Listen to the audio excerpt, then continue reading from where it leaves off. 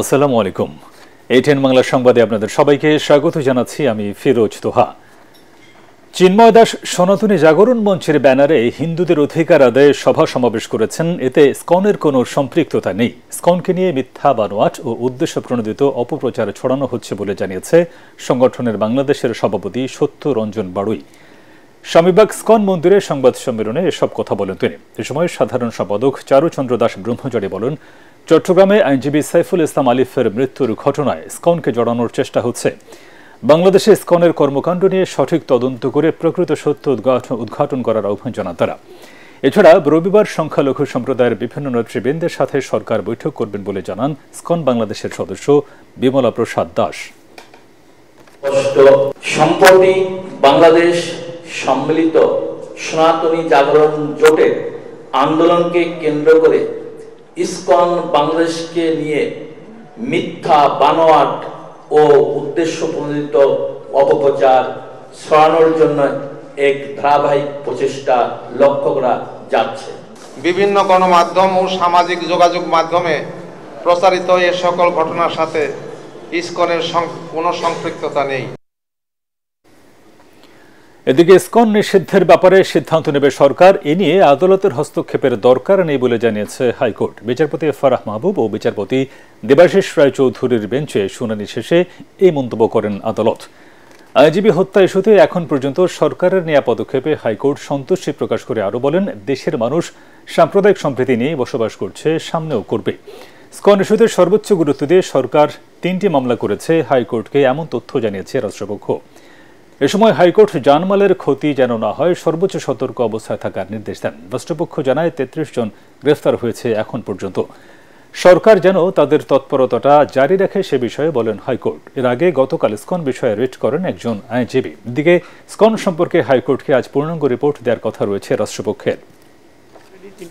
আদেশটা ছিল যে ইসকন নিষিদ্ধ এবং আইন শৃঙ্খলা পরিস্থিতি নিয়ন্ত্রণ করার ব্যাপার, এটা উনি যেহেতু নিয়ন্ত্রণে আছে, এটা উনি রাষ্ট্রযন্ত্র উপরে ছেড়ে দিয়েছে। যে আমাদের রাষ্ট্রযন্ত্র সর্বোচ্চ চেষ্টা দিয়ে যাতে কোনো প্রকার দাঙ্গা অথবা হিন্দু মুসলিম কেউ কাউকে আঘাত করতে না পারে সেভাবে যথেষ্ট সচেতন ছিল এবং সেটা সফল হয়ে।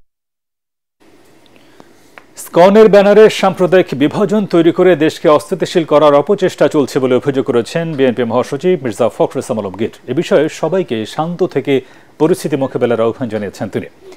যেহেতু প্রেসক্লাবে রাষ্ট্র পুনর্গঠনে লেখক শিল্পীদের ভূমিকা শীর্ষক মতে বিনিময় সভায় মির্জা ফখরুল আরও বলেন, বিভক্তি তৈরি করে গণ অভ্যুত্থানের বিজয়কে ম্লান করা যাবে না। নীতিগতভাবে পার্থক্য থাকলেও দেশের স্বার্থে সবাইকে এক থাকার কথা বলেন বিএনপি মহাসচিব। ফ্যাসিবাদ ফিরে আসার রাস্তা যাতে তৈরি না হয় তা নিশ্চিতে সবাইকে হঠকারিতা থেকে দূরে থাকার পরামর্শ দেন তিনি। ইসকনের ব্যাপারে আপনারা কি করছেন, এই প্রশ্নটা অত্যন্ত একেবারেই আপনার উদ্দেশ্য প্রণোদিত একটা অবস্থা তারা তৈরি করতে চায়। সেই অবস্থা নিয়ে প্রথমবার ফেল করেছে, এখন আবার নতুন করে আবার সেই অবস্থা তৈরি করতে চায়। এটা আমাদেরকে সজাগ থাকতে হবে। আর আমরাও সেখানে কোনো মতেই যেন আবার সেখানে আরও একটা বিভাজন সৃষ্টি না করি। এখন যেটা এই মুহূর্তে যেটা প্রয়োজন, সবাইকে শান্ত থেকে বিষয়গুলোকে অনুধাবন করে আমাদের ধীরে ধীরে এগিয়ে যাওয়া এবং সবাইকে সঙ্গে নিয়ে সামনের দিকে আগানো। আবারও রাজধানীর যাত্রাবাড়িতে দুর্ঘটনার শিকার হয়েছে বৈষম্য বিরোধী ছাত্র আন্দোলনের আহ্বায়ক হাসনাত আবদুল্লাহকে বহনকারী গাড়িটি। গতকাল চট্টগ্রামের লোহাগড়ায় হাসনাত আবদুল্লাহ ও সার্জিস আলমের গাড়িবহরে ট্রাকের ধাক্কার ঘটনার পরদিনই চট্টগ্রাম থেকে ফেরার পথে রাজধানীর যাত্রাবাড়িতে হাসনাত আবদুল্লাহর গাড়িকে ধাক্কা দেয় একটি ট্রাক। বৈষম্য বিরোধী ছাত্র আন্দোলনের নেতারা জানিয়েছেন, দুপুর 12টার দিকে যাত্রাবাড়ি এলাকায় এই ঘটনা ঘটে।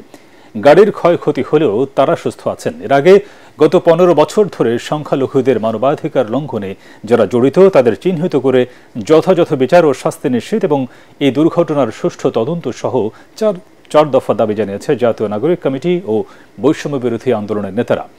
বুধবার রাতে ঢাকা বিশ্ববিদ্যালয়ের রাজু ভাস্কর্যের সামনে বিক্ষোভ মিছিল শেষে তারা বলেন, ইসলাম বা হিন্দুত্ববাদের নামে হোক কোনো সন্ত্রাসী কর্মকাণ্ডকে স্থান দেবে না দেশের ছাত্র জনতা। মানহানির অভিযোগে করা মামলায় আত্মসমর্পণ করে জামিন পেয়েছেন সাময়িক বরখাস্ত সহকারী কমিশনার তাপসী তাবাসসুম উর্মি। ঢাকার মেট্রোপলিটন ম্যাজিস্ট্রেট মোহাম্মদ ইমরান আহমেদের আদালত শুনানি শেষে এই জামিন মঞ্জুর করেন। জামিনের বিরোধিতা করেন বাদী পক্ষের আইনজীবী। শুনানি শেষে আদালত তাকে জামিন দেন। গত ৮ অক্টোবর ঢাকার মেট্রোপলিটন ম্যাজিস্ট্রেট আদালতে গণ অধিকার পরিষদের গণমাধ্যম সমন্বয়ক আবু হানিফ বাদী হয়ে মামলার আবেদন করেন। ওই দিন বাদীর জবানবন্দি রেকর্ড শেষে বরখাস্ত সহকারী কমিশনার তাপসী তাবাসসুম উর্মিকে ২৮ নভেম্বরের মধ্যে আদালতে হাজির হতে সমন জারি করা হয়। বৈষম্য বিরোধী আন্দোলন নিয়ে নেতিবাচক মন্তব্যের কারণে তার বিরুদ্ধে এই মামলা করা হয়।